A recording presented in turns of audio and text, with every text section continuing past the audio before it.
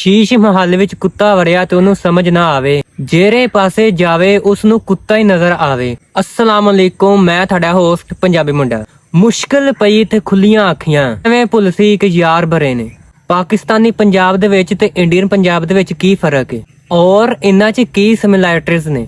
ਅੱਜ ਦੀ ਵੀਡੀਓ ਬਹੁਤ ਜ਼ਿਆਦਾ ਰਿਕਵੈਸਟ ਕੀਤੀ ਗਈ ਸੀ ਤੇ ਬਗੈਰ ਵਕਤ ਜ਼ਾਇਆ ਕੀਤਿਆਂ ਅਸੀਂ ਵੀਡੀਓ ਦੀ ਤਰਫ ਚੱਲਦੇ। ਉਸ ਤੋਂ ਪਹਿਲਾਂ ਮੇਰੀ ਛੋਟੀ ਜਿਹੀ ਇੱਕ ਰਿਕਵੈਸਟ ਹੈ, ਅਗਰ ਪਹਿਲੀ ਵਾਰੀ ਇਸ ਚੈਨਲ ਤੇ ਆਏ ਤੇ ਇਸ ਚੈਨਲ ਨੂੰ ਸਬਸਕ੍ਰਾਈਬ ਕਰੋ, ਬੈਲ ਯਾਨੀ ਟੱਲੀ ਦਾ ਬਟਨ ਜਿਹੜਾ ਉਹ ਦਬਾ ਦਿਓ ਤੇ ਫਿਰ ਅਸੀਂ ਕਰਨੀ ਵੀਡੀਓ ਸ਼ੁਰੂ। ਤੇ ਇਹ ਸਾਡੇ ਪੰਜਾਬ ਦੇ ਕਲਚਰ ਵਾਸਤੇ ਛੋਟੀ ਜਿਹੀ ਕਾਵਿਸ਼ ਹੈ ਤੇ ਇਹਨੂੰ ਸਪੋਰਟ ਕਰੋ। ਬਿਨਾਂ ਟਾਈਮ ਜ਼ਾਇਆ ਕੀਤਿਆਂ ਅਸੀਂ ਚੱਲਦੇ ਹਾਂ ਵੀਡੀਓ ਦੀ ਤਰਫ।